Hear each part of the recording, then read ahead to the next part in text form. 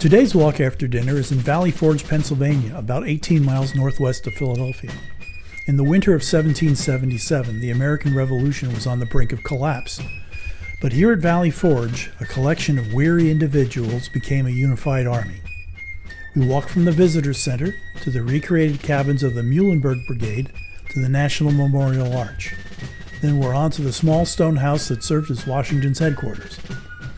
12,000 men arrived here with nothing. 2,000 never left.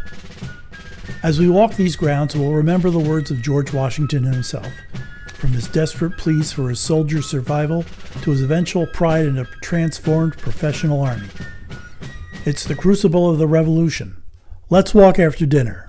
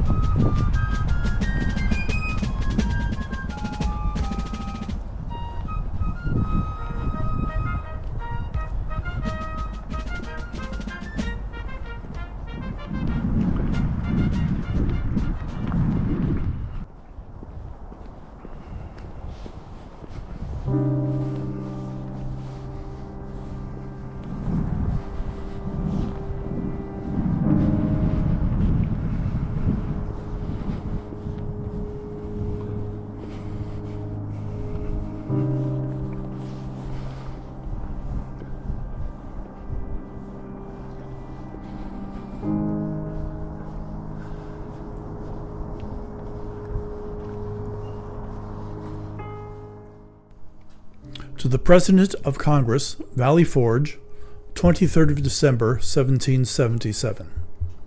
Sir, full as I was in my representation of matters in the Commissary's Department yesterday, fresh and more powerful reasons oblige me to add that I am now convinced, beyond a doubt, that unless some great and capital change suddenly takes place in that line, this army must inevitably be reduced to one or other of these three things: starve, dissolve, or disperse in order to obtain subsistence in the best manner they can.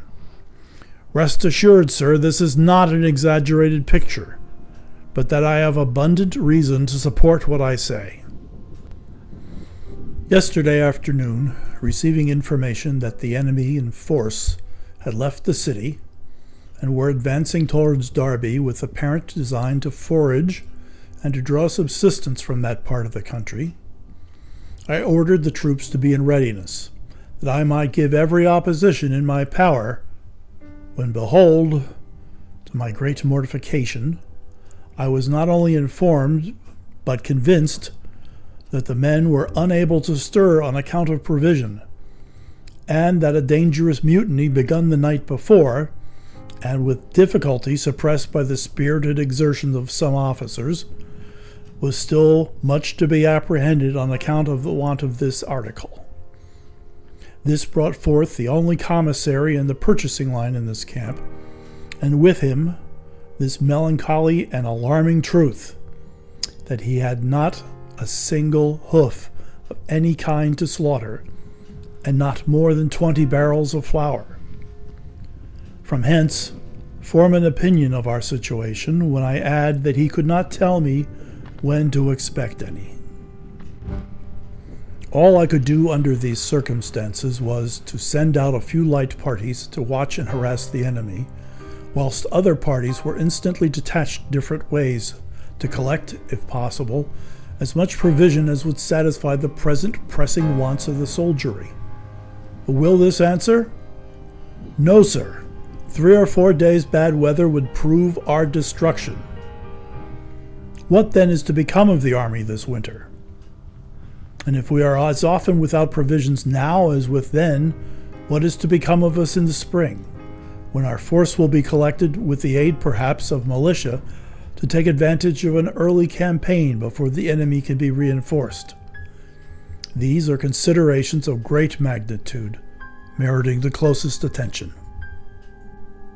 We have, by a field return this day made, no less than 2,898 men now in camp unfit for duty, because they are barefoot and otherwise naked, having been obliged, and still are, to sit up all night by fires instead of taking comfortable rest in a natural and common way.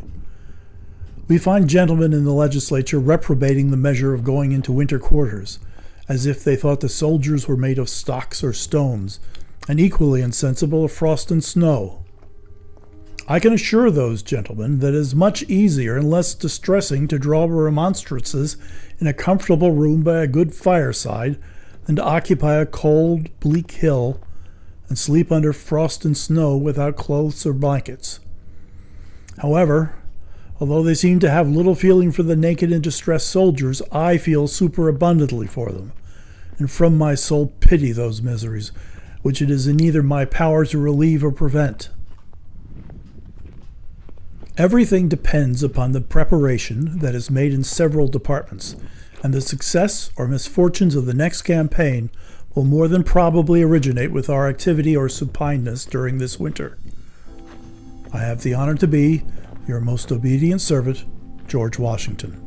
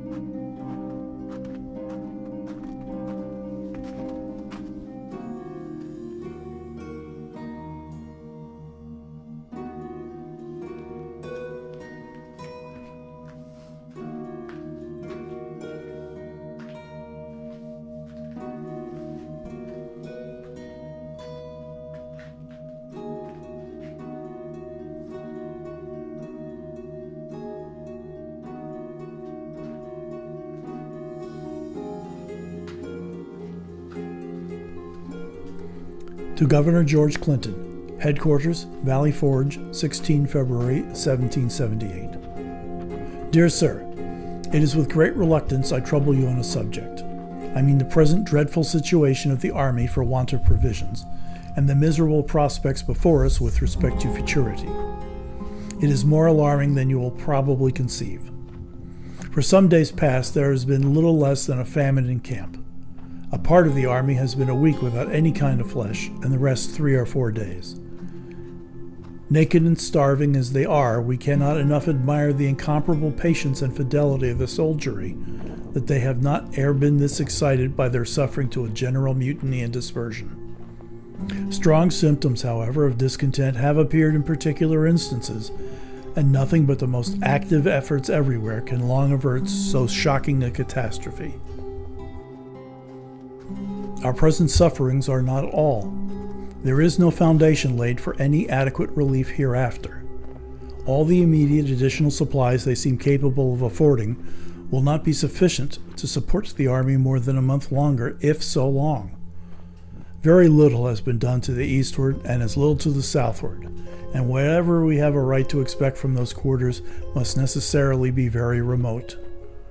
When the forementioned supplies are exhausted, what a terrible crisis must ensue, unless all of the energy of the continent shall be exerted to provide a timely remedy. I am, on my part, putting every engine at work that I can possibly think of to prevent the fatal consequences we have so great reason to apprehend. I am calling upon all those whose stations and influence enable them to contribute their aid upon so important an occasion. I am sensible of the disadvantages it labors under, from having been so long the scene of war, that it must be exceedingly drained by the great demands to which it has been subject. Any assistance, however trifling in itself, will be of great moment at so critical a juncture, and will conduce to the keeping of the Army together till the Commissary's department can be put upon a better footing and effectual methods concerted to secure a permanent and competent supply.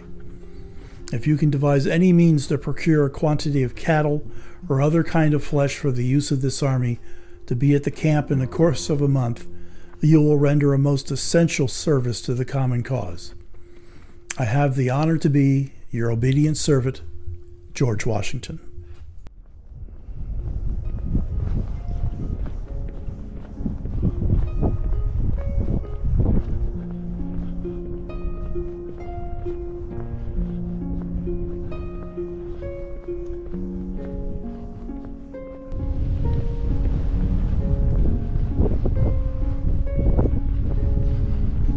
I should do injustice if I were to be longer silent with regard to the merits of the Baron de Steuben.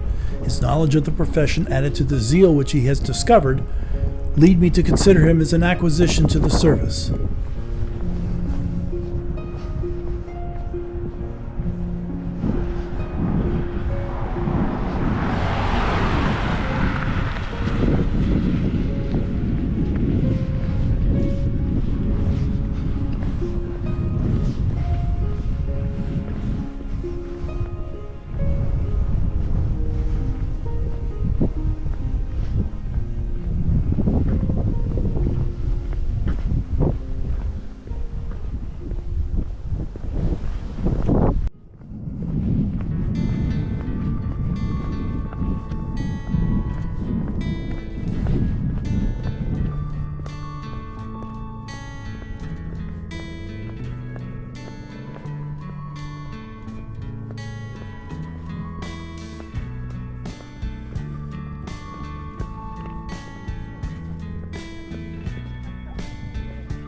Hi.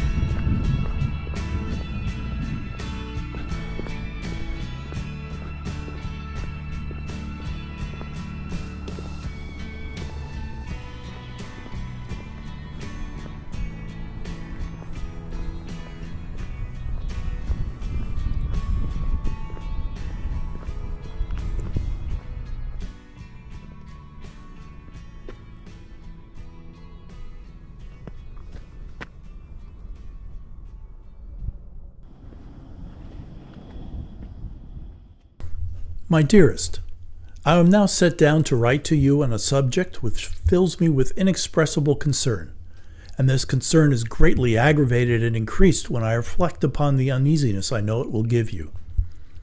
It has been determined that the whole army shall be put under my care. You may believe me, my dear Patsy, when I assure you in the most solemn manner that so far from seeking this appointment, I have used every endeavor in my power to avoid it. Not only from my unwillingness to part with you and the family, but from a consciousness of it being a trust too great for my capacity. I should enjoy more real happiness and felicity in 1 month with you at home than I could possibly find abroad, if my stay were to be 7 times 7 years. But as it has been kind of a destiny that has been thrown upon me this service, I shall hope that my undertaking of it is designed to answer some good purpose.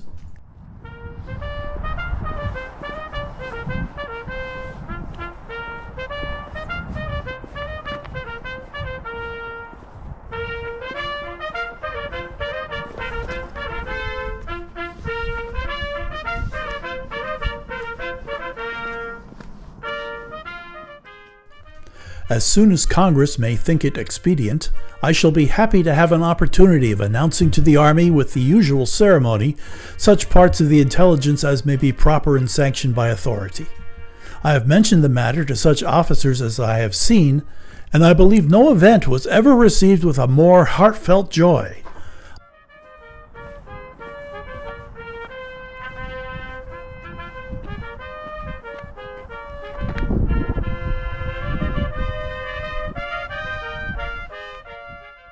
It having pleased the Almighty Ruler of the universe propitiously to defend the cause of the United American States, and by finally raising us up a powerful friend among the princes of the earth to establish our liberty and independence upon lasting foundations.